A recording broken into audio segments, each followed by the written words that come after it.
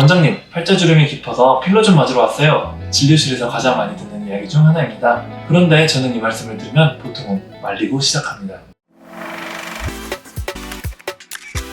안녕하세요. 피부성형외과 성형외과 전문의 김영규입니다. 팔자주름 고민으로 검색 많이 하시면 가장 먼저 접하는 게 팔자 필러죠. 하지만 시술 후기를 보면 어떤가요?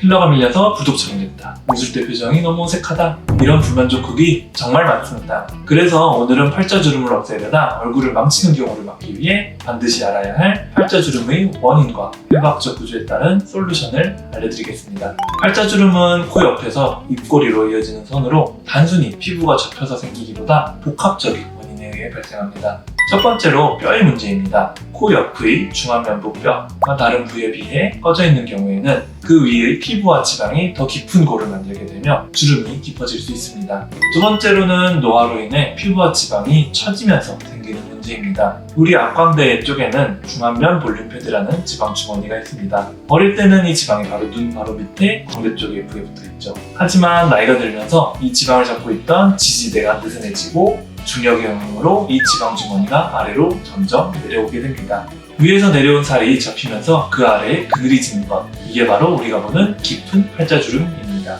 마지막으로는 근육이 문제입니다. 특히 자주 웃거나 특정 표정을 이렇게 반복하는 습관은 주름을 깊게 만들 수 있습니다. 안면마비가 온 환자분들의 경우 마비가 와서 근육을 쓰지 못하는 쪽의 팔자주름이 정상인 반대쪽보다 오히려 옅은 현상을 볼 수 있습니다. 즉, 표정 근육의 움직임 자체가 주름을 만드는 중요한 원인이라는 뜻입니다. 그러면 왜 필러만으로는 해결이 안 될까요? 이미 위에서 살이 처져서 불룩하게 내려와 있는데 그 밑에 필러를 채워 넣으면 어떻게 될까요? 입 주변 전체가 빵빵해지면서 마치 원숭이 인매처럼 나오면서 튀어나와 보이게 됩니다. 그렇다면 어떻게 해야 할까요? 바로 처짐은 당기고 꺼짐은 채운다입니다. 당연한 얘기지만 환자분의 상태에 따라 접근법이 달라져야 합니다. 첫 번째 솔루션, 꺼짐형인 분들입니다. 피부가 얇고 얼굴에 살이 없거나 코 옆 뼈 자체가 푹 꺼져 있는 경우입니다. 이때는 볼륨을 채워야 합니다. 채우는 것은 필러, 지방이식, 귀족수술 등 다양한 방법이 있는데 어떤 방법이 좋을지는 내원하셔서 상담을 통해 정하시는 것이 좋겠습니다.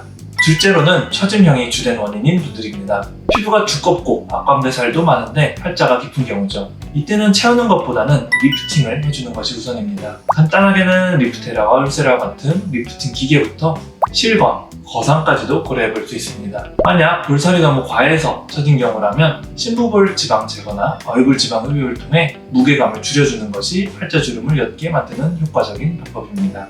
마지막으로는 가장 많은 복합형입니다. 대부분의 환자분들이 여기에 해당하는데요.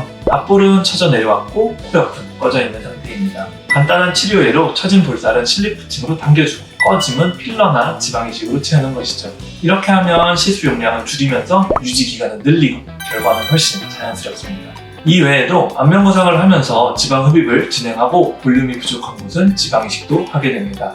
팔자주름, 간단해 보이지만 얼굴의 표정과 근육, 지방의 이동까지 고려해야 하는 까다로운 영역입니다. 친구는 필러 맞고 좋아졌다는데? 라는 말만 듣고 똑같은 시술을 결정하지 마세요. 내 팔자주름이 꺼져서 생긴 것인지 처져서 그런 것인지 성형외과 전문의에게 진단을 먼저 받아보시는 것이 고민 개선에 대한 만족도를 높여줄 수 있습니다. 지금까지 성형외과 전문의 김영규 원장이었습니다. 감사합니다.